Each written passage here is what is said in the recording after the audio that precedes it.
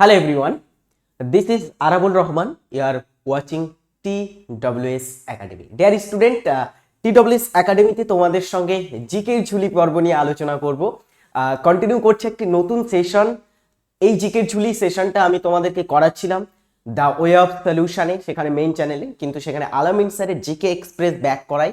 আমি এখান থেকে আজ থেকে যে সকালে তোমাদের জেনারেল অ্যাওয়ারনেস অ্যান্ড জিকের ক্লাস করতাম, সেটার জায়গায় জিকের ঝুলির ক্লাস করাবো একটু ডিটেলসে। আবার কোনো ক্লাসে একটু আমরা ফার্স্ট সেশনটা কমপ্লিট করব। সো অবশ্যই সকলে এই সেশনটি শেষ পর্যন্ত দেখবে, প্রতিদিন এই ক্লাসগুলো করতে থাকবে। আশা করব তোমরা এই ক্লাসটি করলে এগুলো থেকে অনেকটাই তোমরা প্র্যাকটিস করার মাধ্যমে পারফেক্ট জায়গায় একটা পৌঁছে যাবে।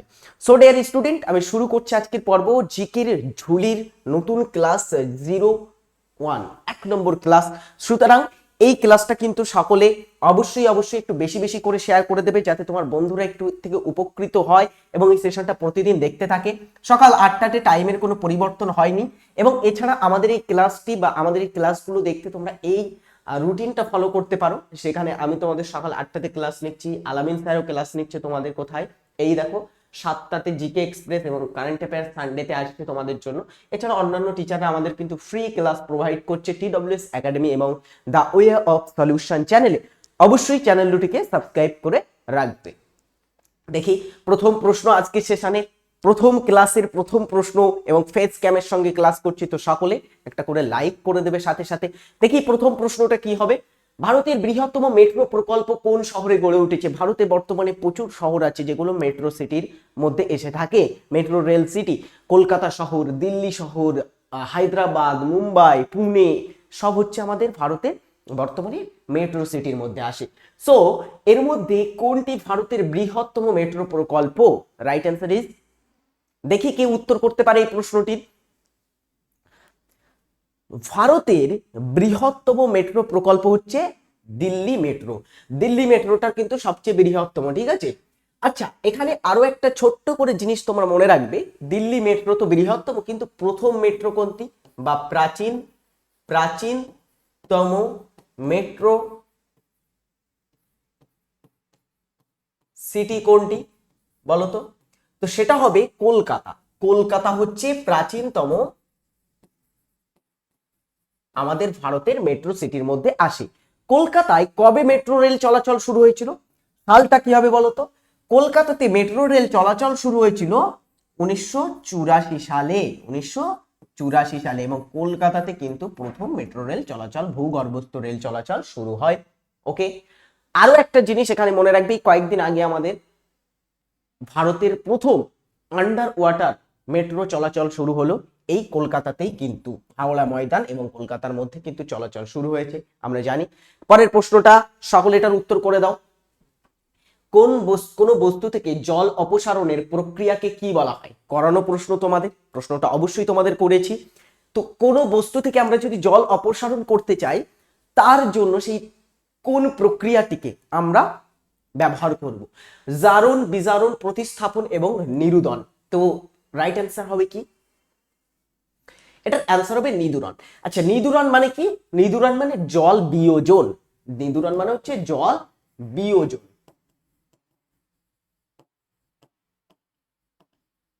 এই প্রক্রিয়ার মাধ্যমে আমরা এটাকে অপসারণ করব। নেক্সট দেখি, কোন পর্বতশ্রেণী মণিপুর ও নাগাল্যান্ড রাজ্যে কি আলাদা করেছে? মণিপুর এবং নাগাল্যান্ড রাজ্যকে আলাদা করেছে কোন পর্বতশ্রেণীতে? লুসাই, পটকাই, জাম্পুই এবং বরাইল। তো দ্রুত এটার অ্যান্সার করে দাও সকলে ডিয়ার স্টুডেন্ট। মণিপুর এবং নাগাল্যান্ড এগুলো হচ্ছে নর্থ ইস্টের স্টেট দুটি, পাশাপাশি অবস্থিত নর্থ ইস্টের এই সমস্ত স্টেটগুলি, মণিপুর, নাগাল্যান্ড, অসম, মেঘালয়, এই সমস্ত স্টেটগুলি। তো এদের মধ্যে মণিপুর অ্যান্ড নাগাল্যান্ডকে আলাদা করেছে বরাইল পর্বতশ্রেণী। কোনটি? বরাইল পর্বতশ্রেণী। আরো একটা জিনিস তোমরা মনে রাখবে, এই বরাইল পর্বতশ্রেণীটি আসামের সর্বোচ্চ কিন্তু শৃঙ্গের মানে পর্বতশ্রেণীর মধ্যে কিন্তু এসে থাকে। এছাড়া এই বরাইল পর্বতটি অসম ও মেঘালয় রাজ্যকে আলাদা করে।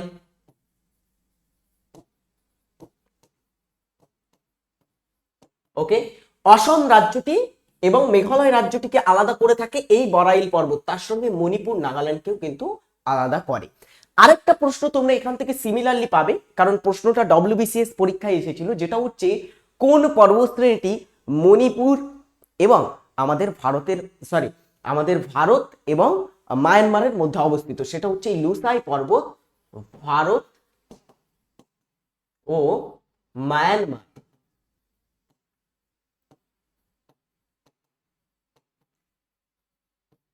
ভারত এবং মায়ানমারের মধ্যে অবস্থিত এই লুসাই পর্বতটি। ভেরি ভেরি ইম্পর্টেন্ট কিন্তু এই জিনিসটা। ওকে ডিয়ার স্টুডেন্ট, বুঝতে পেরেছো নিশ্চয়ই। এই লুসাই পর্বতেই আবার একটা পর্বত শ্রেণী আছে যেটার নাম হচ্ছে ব্লু মাউন্টেন বা ফাওংপুই, ব্লু মাউন্টেন বা ফাওয়াংপুই। ব্লু মাউন্টেন বা ফাওয়াংপুই হচ্ছে এই লুসাই পর্বতের সর্বোচ্চ শৃঙ্গ, অ্যান্ড সেটা হচ্ছে মিজোরাম রাজ্যের কিন্তু সর্বোচ্চ শিখর। ঠিক আছে, ব্লু মাউন্টেন বা ফাওয়াংপুই হচ্ছে লুসাই পর্বতের সর্বোচ্চ শৃঙ্গ এবং মিজোরাম রাজ্যের সর্বোচ্চ শৃঙ্গের মধ্যে কিন্তু এসে থাকে এটা। ওকে, অনেক কিছু তোমাদের এখান থেকে কিছু গুরুত্বপূর্ণ জিনিস বলে দিলাম, এগুলি সকলে একটু নোট করে রেখে দেবে, ভেরি ভেরি ইম্পর্টেন্ট। পরেরটা, কোন সন্ধির দ্বারা তৃতীয় ইঙ্গ মহীশূর যুদ্ধের অবসান ঘটেছিল? তৃতীয় যে ইঙ্গ মহীশূর যুদ্ধ হয়েছিল, ইঙ্গ মহীশূর যুদ্ধ এগুলো কাদের মধ্যে হয়েছিল? মহীশূর রাজ্যের শাসক ছিলেন হায়দার আলী এন্ড টিপু সুলতান। তো তৃতীয় যে মহীশূর যুদ্ধটা হয়েছিল সেটা হয়েছিল টিপু সুলতান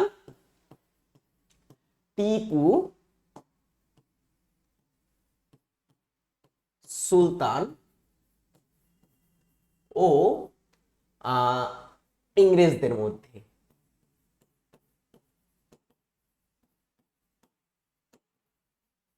ঠিক আছে, এটা কার কার মধ্যে হয়েছিল? টিপু সুলতান ইংরেজদের মধ্যে হয়েছিল। অ্যান্ড এই যুদ্ধটা যখন হয়েছিল তখন ভারতের যিনি গভর্নর জেনারেল বা বাংলার যিনি গভর্নর জেনারেল ছিলেন তিনি কে ছিলেন, এটাও একটা খুবই প্রশ্ন পরীক্ষায় আসে। এবং এই যুদ্ধটা কত থেকে কত সাল পর্যন্ত হয়েছিল? এটা হয়েছিল 1790 থেকে 1792 সাল পর্যন্ত এই যুদ্ধটা সংগঠিত হয়েছিল। এই সালটা একটু মনে রাখবে, কারণ 1792 সালটা দুই দিক থেকে গুরুত্বপূর্ণ, কারণ এই বছরে তৃতীয় ইঙ্গ মহীশূর যুদ্ধের অবসান ঘটে এবং একটা সন্ধি হয়েছিল এই সালে, যার মাধ্যমে এই যুদ্ধটার অবসান ঘটেছিল। সেই সন্ধিটা কি? সেই সন্ধিটার নাম হচ্ছে শ্রীরঙ্গপত্তনমের সন্ধি। এটা কবে হয়েছিল? সেটা হচ্ছে 1792 খ্রিস্টাব্দে এই সন্ধিটি স্বাক্ষরিত হয়েছিল। কার কার মধ্যে হয়েছিল এই সন্ধিটি স্বাক্ষরিত? টিপু সুলতান এই যুদ্ধে তিনি পরাজিত হয়েছিলেন। টিপু সুলতান এই যুদ্ধে ইংরেজদের কাছে পরাজিত হয় এবং এই সন্ধিটি স্বাক্ষরিত ছিল টিপু সুলতান এবং লর্ড কর্নওয়ালিসের মধ্যে। লর্ড কর্নওয়ালিস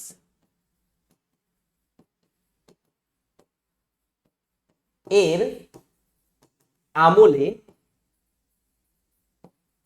এই ঘটনাগুলি কিন্তু ঘটেছিল, বা লর্ড কর্নওয়ালিসের সময়ে কিন্তু এই ঘটনাগুলি সংঘটিত হয়েছিল।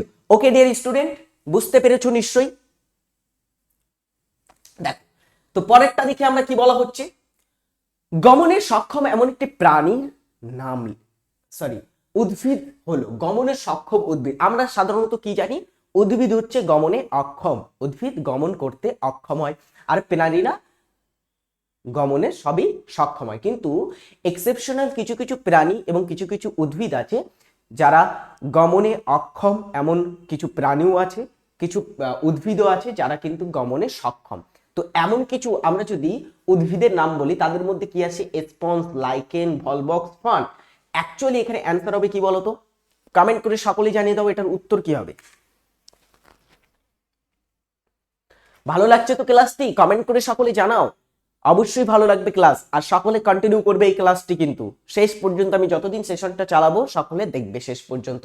তো গমনের সক্ষম এমন একটি প্রাণী হলো কি? সেটা হচ্ছে এমন একটি উদ্ভিদ হলো কি? সেটা হচ্ছে ভলবক্স। এরা কিন্তু গমনে সক্ষম হয়। এছাড়া আরো একটা উদ্ভিদের নাম মনে রাখবে, যেটা হচ্ছে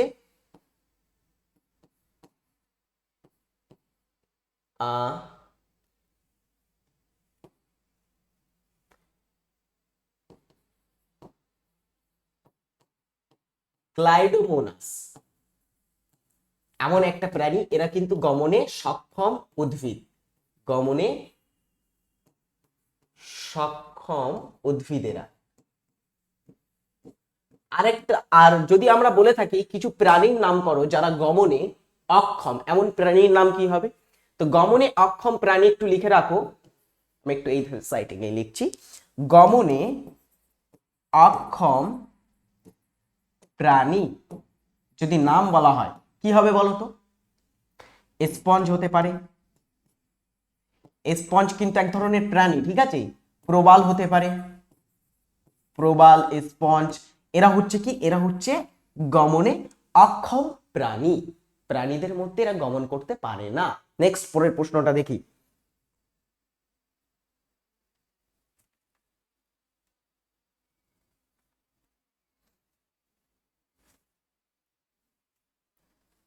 ফোকাস প্রবলেম হচ্ছে বলো।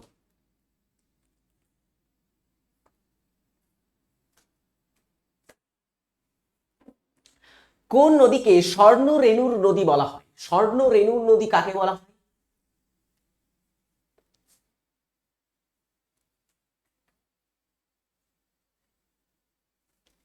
আচ্ছা, এটা ক্লামাইডোমোনাস হবে, তাই না? ক্লামাইডোমোনাস, ক্লামাইডোমোনাস, ওকে। কোন নদীকে স্বর্ণরেণুর নদী বলা হয়? সেটা হচ্ছে ইয়াং সিকিয়াং নদীকে বলা হয় স্বর্ণরেণুর নদী।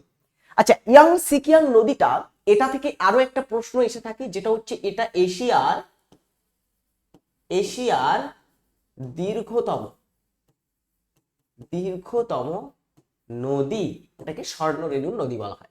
কিছু কিছু নদীর নাম মনে রাখবে তোমরা। পৃথিবীর দীর্ঘতম নদী কি? এটা অলমোস্ট সকলের জানা, নীলনদ পৃথিবীর দীর্ঘতম নদী। তারপরে ভারতের দীর্ঘতম কোনটি? গঙ্গা ভারতের দীর্ঘতম নদী। তো এর মধ্যে এশিয়ারটা খুবই পড়ে পরীক্ষায়, যেটা হচ্ছে ইয়াংসিকিয়া। অন্ধকূপ হত্যাকাণ্ড কার সময় ঘটেছিল? আচ্ছা, অন্ধকূপ হত্যাকাণ্ড এটা একটা মানে কাণ্ড ছিল, যেটা কার সময় ঘটেছিল? সুজাউদ্দৌলা, সিরাজউদ্দৌলা, আলীবর্দী খাঁ, মীর জাফর।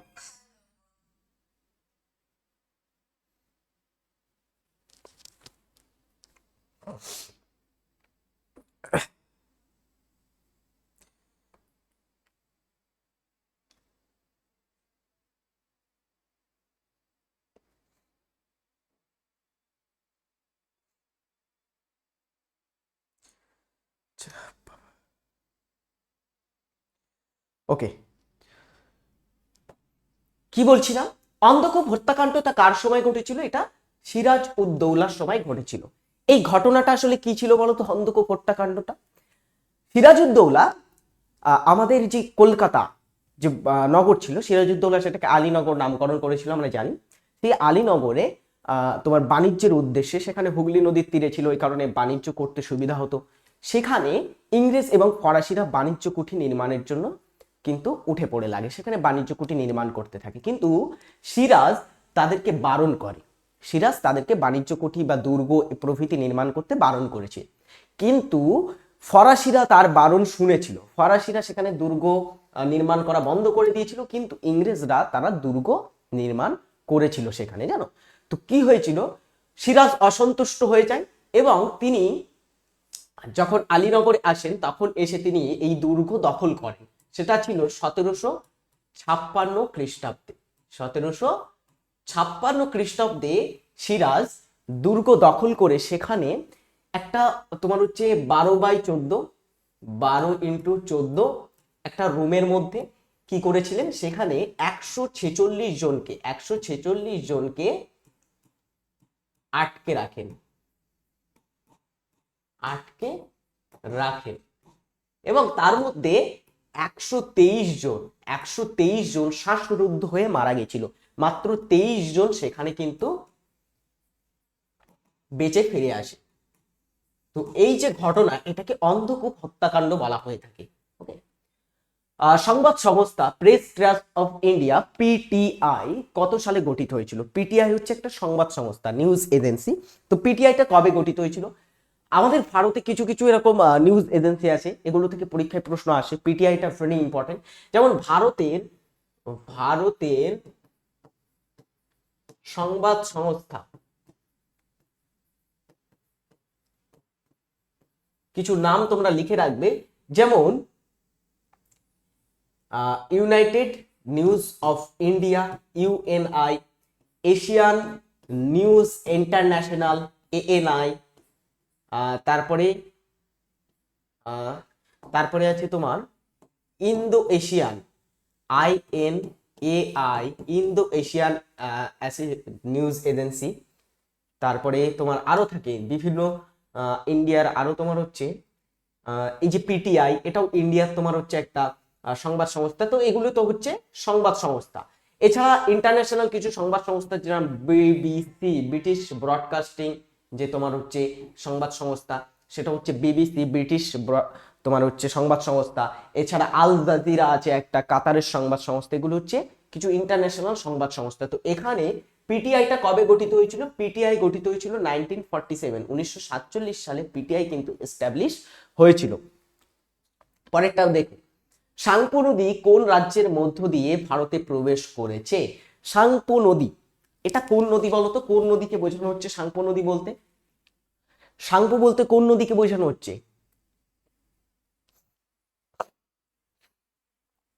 বলো। দেখো, সাংপো নদী হচ্ছে কোন নদীকে বোঝানো হচ্ছে? সেটা হচ্ছে ব্রহ্মপুত্র। ব্রহ্মপুত্র নদীকে বোঝানো হচ্ছে সাংপো নদী বলে। চলো তোমাদের একটু ডাউট ক্লিয়ার করে দিই। আমাদের ভারতের ব্রহ্মপুত্র আসবে, তার আগে ব্রহ্মপুত্র উৎস হতে হয়েছে। উৎস, একটা নদীর উৎস কোথায় হয়েছে? এই নদীটার, ব্রহ্মপুত্রের। এটার উৎস হয়েছে তিব্বতের তিব্বতের মানস সরোবরের কাছে। মানস সরোবরের কাছে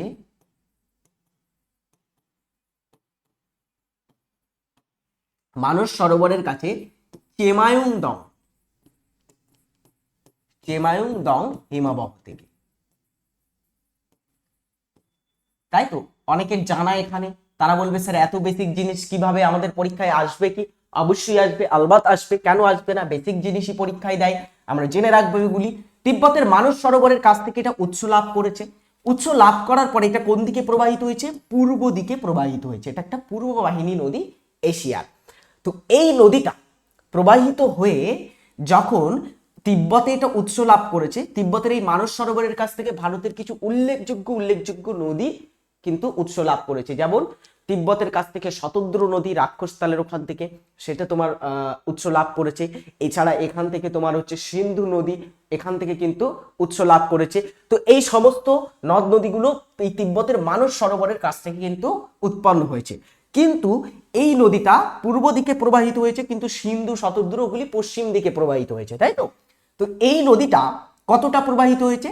এটার যদি গতিপথ আমরা দেখি, গতিপথ আমরা যদি দেখি টোটাল, তাহলে 2900 কিমি হচ্ছে এর টোটাল গতিপথ, তাই তো? 2900 কিমি। তো এর মধ্যে এই নদীটা যখন তিব্বতে ছিল, তিব্বতে এর নাম কি? তিব্বতে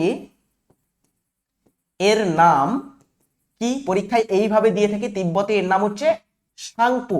আবার কিছু কিছু জায়গায় ঘুরিয়ে দিয়ে থাকে যে উৎস স্থলে এর নাম কি। তো উৎস স্থলে এর নাম কি? উৎস স্থলে এর নাম সাংপো, ঠিক আছে? উৎস স্থল আর তিব্বত একই বিষয়। এবারে দেখো, এটা পূর্ব দিকে প্রবাহিত হয়ে নামচা বারোয়া পর্বত আছে আমাদের এই অরুণাচল প্রদেশে। এটা অরুণাচল প্রদেশ দিয়ে ভারতে প্রবেশ করেছে। অ্যান্সার হবে অপশন এ। অরুণাচল প্রদেশের কাছে নামচা বারোয়া, যেটা আমাদের হিমালয়েরই কিন্তু একটা অংশ, সেই নামচা বারোয়ার গিরিখাত দিয়ে এটা ভারতে প্রবেশ করেছে। এবং প্রবেশ করার সময় এটার নাম কি? ভারতে প্রবেশ করেছে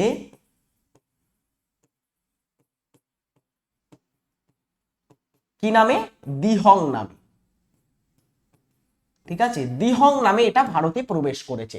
তারপরে এটা তার বিভিন্ন দুই সাইটের বিভিন্ন তোমার হচ্ছে রঙ্গিত, দেন তারপরে হচ্ছে তোমার লোহিত, তারপরে ধানসিঁড়ি, সুবনসিঁড়ি, এই সমস্ত তার হচ্ছে বিভিন্ন উপনদী সমূহের সঙ্গে এটা মিলিত হয়ে এটা কিছুটা পথ ভারতে প্রবাহিত হয়েছে। ভারতে কতটা প্রবাহিত হয়েছে? ভারতে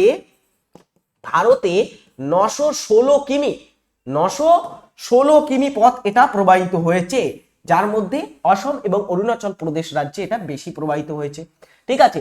916 কিমি হচ্ছে ভারতে এটার গতিপথ। এবং ভারতে এটা ব্রহ্মপুত্র, দিহং প্রভৃতি নামে পরিচিত। পরবর্তীতে এটা বাংলাদেশে প্রবেশ করেছে। বাংলাদেশের নাম কি? বাংলাদেশের নাম কি বলতো? বাংলাদেশে এর নাম কি? বাংলাদেশের নাম হচ্ছে যমুনা। বাংলাদেশে এটা যমুনা নামে ঢুকে গেছে। সেখানে গিয়ে সে পদ্মার সঙ্গে, পদ্মাটা আবার আমাদের গঙ্গার, বাংলাদেশের নাম কিন্তু পদ্মা, সেই পদ্মার সঙ্গে মিলিত হয়ে সেখানে এটা মেঘনা নামে বঙ্গোপসাগরে পতিত হয়েছে। তো একটা দীর্ঘ গতিপথ, এটা অনেকের মাথায় ঢোকে না, অনেকে এটা গুলিয়ে ফেলে। তো এখান থেকে প্রশ্ন পরীক্ষায় অবশ্যই আসে, ভেঙে ভেঙে বলে দিলাম। সো দ্বিতীয়বার আমি এখান থেকে আবার প্রশ্ন আনবো, ভারতে কি নামে প্রবেশ করেছে, ভারতে কতটা গতিপথ প্রবাহিত হয়েছে, এসব নিয়ে প্রশ্ন অবশ্যই আনবো। তখন তোমরা অবশ্যই এটার উত্তর যেন সঠিক করো, কারণ আমি এখানে তোমাদের একদমই ভেঙে বলে দিয়েছি। ওকে, নেক্সট দেখি। ঋগ্বেদে যে দেবতার নাম সবচেয়ে বেশি উল্লেখিত হয়েছেন তিনি কে? কোন দেবতার নাম ঋগ্বেদে সবচেয়ে বেশি বার উল্লেখিত হয়েছে?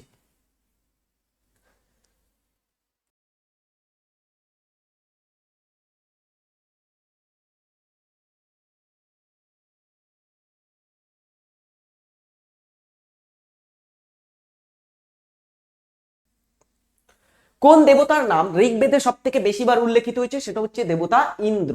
ইন্দ্রর নাম কিন্তু সব থেকে বেশিবার এখানে উল্লেখিত হয়েছে। আচ্ছা, নেক্সট তোমাদের আজকে এটা হোমওয়ার্ক থাকবে। রামচরিত মানস কে রচনা করেছিলেন? সকলে এটা করে যাবে উত্তর। রামচরিত মানস এই গ্রন্থটির রচয়িতাকে। খুবই খুবই কিন্তু সহজ একটা প্রশ্ন, তো সকলের এটা উত্তর করা উচিত। যতজন ক্লাস দেখছো, আমি TWS একাডেমিতে যারা কন্টিনিউয়াস ক্লাস দেখে তাদের এই সমস্ত প্রশ্নগুলো কতবার করে দিয়েছি, অনেকবার করে দিয়েছি, তো উত্তর করবে এটা। রাংঝাল যে দুটি বস্তুর সংকর তা হলো কি? আচ্ছা, রাংঝাল হচ্ছে একটা সংকর ধাতু, ঠিক আছে। এটা তোমার যে লোহা জোড়া লাগাতে কিন্তু ব্যবহার করা হয়ে থাকে। রাংঝাল সাধারণত ঝালাইয়ের কাজে ব্যবহার হয়, আমরা জানি, বা এটাকে বোল্ডারও বলা হয়। তো রাংঝাল দুটি ধাতুর সংকর। কোন দুটি ধাতু? সীসা ও দস্তা, অর্থাৎ সীসা ও জিঙ্ক। অ্যান্ড আরেকটি হচ্ছে টিন, সীসা, আর তামা, নিকেল, লোহা, অ্যান্টিমনি। রাইট অ্যান্সার হবে এখানে কি? সেটা হচ্ছে টিন ও সীসার সংকর ধাতু এটা। সমুদ্রের জলের গড় লবণাক্ততা হলো কতটা? গড় লবণাক্ততা সমুদ্রের জলের।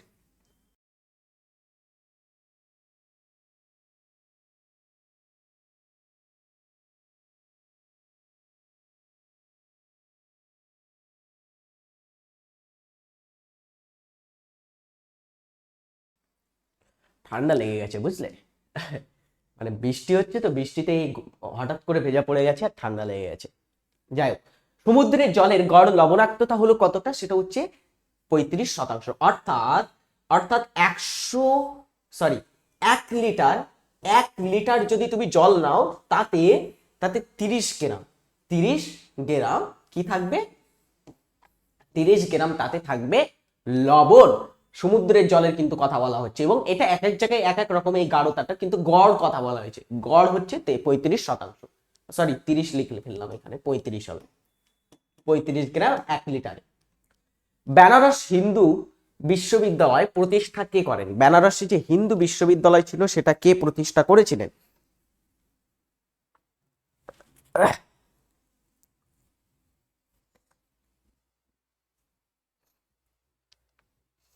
বলো।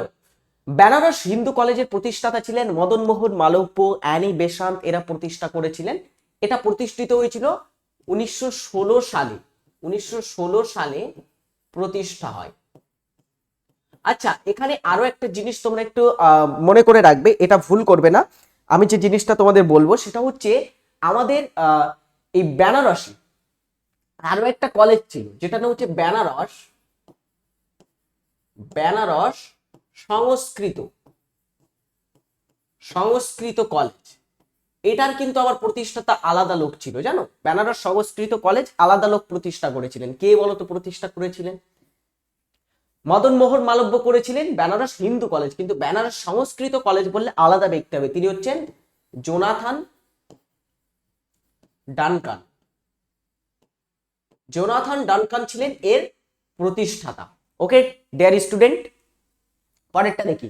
পশ্চিমবঙ্গের সঙ্গে সর্বাধিক দৈর্ঘ্যের সীমানা আছে কোন দেশের? পশ্চিমবঙ্গের প্রতিবেশী দেশ কতগুলি? তিনটি প্রতিবেশী দেশ আছে। তাই তো? তিনটি প্রতিবেশী দেশ কি কি? নেপাল, ভুটান আর বাংলাদেশ। তো এর মধ্যে সর্বাধিক সীমানা কার সাথে আছে? সেটা অবশ্যই বাংলাদেশের সাথে আছে সর্বাধিক সীমানা, রাইট অ্যান্সার হবে অপশন এ। আর সর্বনিম্ন হচ্ছে নেপালের সাথে, সর্বনিম্ন সর্বনিম্ন সীমানা আছে নেপাল দেশের সঙ্গে। ওকে, পরেরটা, ভারতের উচ্চতম লবণাক্ত জলের হ্রদ কোনটি? ভারতের হাইয়েস্ট লবণাক্ত জলের হ্রদ কোনটি? সম্বর হ্রদ, লোকটাক হ্রদ, উলার হ্রদ এন্ড প্যাংগং লেক।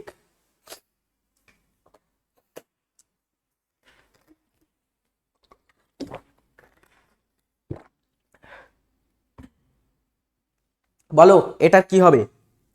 ভারতের উচ্চতম লবণাক্ত জলের হ্রদের কথা বলেছে। ভারতে বিভিন্ন লবণাক্ত জলের হ্রদ আছে আমরা জানি, যেমন ভারতে লবণাক্ত জলের হ্রদের মধ্যে আমরা দেখেছি চিল্কা হ্রদ, তারপরে এই সম্বর হ্রদ, প্যাংগং, পুষ্কর, এসব হচ্ছে লবণাক্ত জলের হ্রদের মধ্যে এসে থাকে।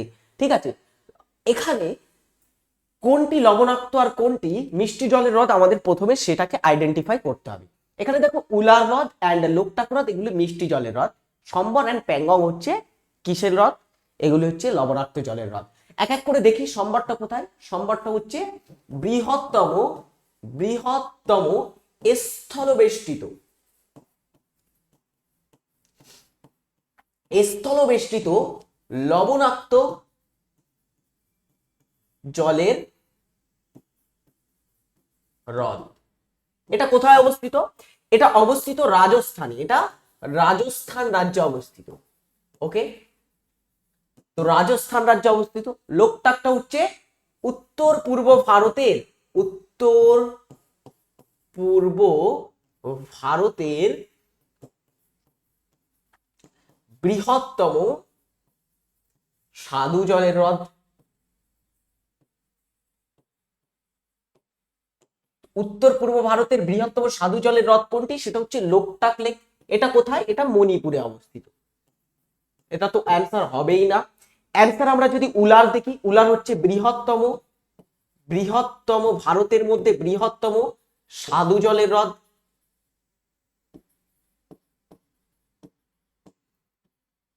ভারতের বৃহত্তম স্বাদু জলের হ্রদ কি? সেটা হচ্ছে উলার হ্রদ। কোথায় এটা? জম্মু ও কাশ্মীর রাজ্যে অবস্থিত। জম্মু কাশ্মীরে এটা অবস্থিত, তাই তো? প্যাংগংটা হচ্ছে, এটা কোথায় অবস্থিত? এটা হচ্ছে লাদাখে অবস্থিত। তো লাদাখ, এটা হচ্ছে একটা, আমরা জানি লাদাখ হচ্ছে ভারতের মধ্যে সবচেয়ে উঁচু কি? লাদাখ হচ্ছে ভারতের সর্বোচ্চ মালভূমি। তো সেই লাদাখে অবস্থিত। এন্ড প্যাংগং একটা কিন্তু লবণাক্ত জলের হ্রদ, এন্ড এটা হচ্ছে রাইট অ্যান্সার হবে প্যাংগং ভারতের উচ্চতম লবণাক্ত জলের হ্রদ। আচ্ছা, আমাদের TWS একাডেমি অ্যাপে তোমরা ভর্তি হতে পারো। আমি এটা তোমাদের প্রতিদিনই প্রায় বলে থাকি। তো ফাউন্ডেশন ব্যাচ, এএনএম জিএনএম ছাড়া বিভিন্ন তোমার পরীক্ষা, আপকামিং পরীক্ষার দিকে খেয়াল রেখে ব্যাচ আমাদের লঞ্চ করা হয়। তো TWS একাডেমিটি অ্যাপটি ডাউনলোড করে রাখবে সমস্ত আপডেট আমাদের পেতে। আর আমাদের সমাধান ব্যাচ, এখানে WBP, কেপি, লেডি কনস্টেবলের অল PYQ তার সঙ্গে তার সমাধান সবই পেয়ে যাবে। মাত্র 465 টাকা এখানে পে করলে তোমরা এটা নিতে পারবে। সমস্ত ব্যাচ বা সমস্ত পেইড কোর্সে আমাদের সঙ্গে যদি পড়তে ইচ্ছুক হও, তাহলে আমাদের অ্যাপটি ডাউনলোড করবে। অ্যাপ ডাউনলোড করার পরে সেখানে তোমার নিজের নাম এনরোল করবে। আর যদি কোনো প্রবলেম বা তোমার যদি কোনো জিজ্ঞাসা থাকে অ্যাডমিশন সংক্রান্ত, এই নাম্বারে তোমরা কল করতে পারো। ওকে ডিয়ার স্টুডেন্ট, চলো আর দুটো কোশ্চেন আমি তোমাদের করাবো। একটা হচ্ছে রাজ্য সরকার দ্বারা ইনকাম ট্যাক্স, কৃষি ইনকাম ট্যাক্স স্থির করে কারা? Finance commission, national development council, inter state council আর ভারতের সংবিধান দ্বারা। তো রাজ্য সরকার দ্বারা কৃষি ইনকাম ট্যাক্স, অ্যাকচুয়ালি কৃষি যে ইনকাম ট্যাক্সটা হয়ে থাকে বা কৃষির উপরে যে ট্যাক্স, সেটা অ্যাকচুয়ালি রাজ্য সরকার ধার্য করে থাকে। ঠিক আছে, কৃষি, আবগারি শুল্ক, তো এই সমস্ত বিদ্যুৎ ট্যাক্স, এই সমস্ত হচ্ছে রাজ্য সরকারের ইনকামের মধ্যে আসে। তো এটা ফাইন্যান্স কমিশন কিন্তু স্থির করে। তরাই ডুয়ার্সের মাঝে কোন নদী প্রবাহিত হয়েছে? আচ্ছা, তরাই ডুয়ার্স হচ্ছে আমাদের ভারতের পার্বত্য অঞ্চলের দুটি ভূমিভাগ। তো এই ভূমিভাগের মধ্যে তরাই কথার অর্থ হচ্ছে স্যাঁতসেঁতে ভূমি, আর ডুয়ার্স কথার অর্থ দরজা। এটা আমরা সকলেই জানি অলমোস্ট। তো তরাই এন্ড ডুয়ার্স, এই তরাই ডুয়ার্সের মাঝ দিয়ে কোন নদী প্রবাহিত হয়েছে? সেটা হচ্ছে তিস্তা নদী। তিস্তা নদীর পশ্চিম দিকে আর পূর্ব দিক এইভাবে ভাগ করেছে। এটা পূর্ব দিকে আছে ডুয়ার্স, পরীক্ষায় এটা আসে কিন্তু কোন দিকে অবস্থিত কোনটা? তো ডুয়ার্সটা হচ্ছে পূর্ব দিকে, পশ্চিম দিকে হচ্ছে তরাই অঞ্চলটা অবস্থিত।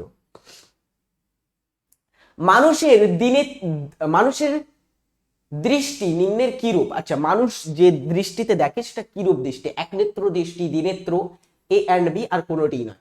আগে আমাদের বুঝতে হবে কি একনেত্র দৃষ্টি এবং দ্বিনেত্র দৃষ্টি এই দুটো বিষয় কি আসলে। একনেত্র দৃষ্টি মানে কি?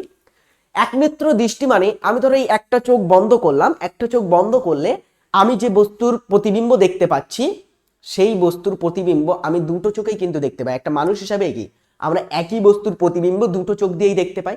কিন্তু কিছু কিছু প্রাণী আছে যারা দুটো চোখ দিয়ে দুটো বস্তুর প্রতিবিম্ব দেখতে পায়। আমরা যেরকম দুটো চোখ দিয়ে একই বস্তুর প্রতিবিম্ব দেখতে পাই, তেমনই কিছু কিছু প্রাণী যেমন ঘোড়া, গরু, এই সমস্ত প্রাণীরা তারা দুটো চোখ দিয়ে দুটো বস্তুর প্রতিবিম্ব দেখে। এদের যে দৃষ্টি সেটাকে বলা হয়ে থাকে একনেত্র দৃষ্টি। আর মানুষ যেহেতু দুটো চোখ দিয়ে একই বস্তুর প্রতিবিম্ব দেখে, সেই কারণে মানুষের দৃষ্টি হচ্ছে দ্বিনেত্র দৃষ্টি।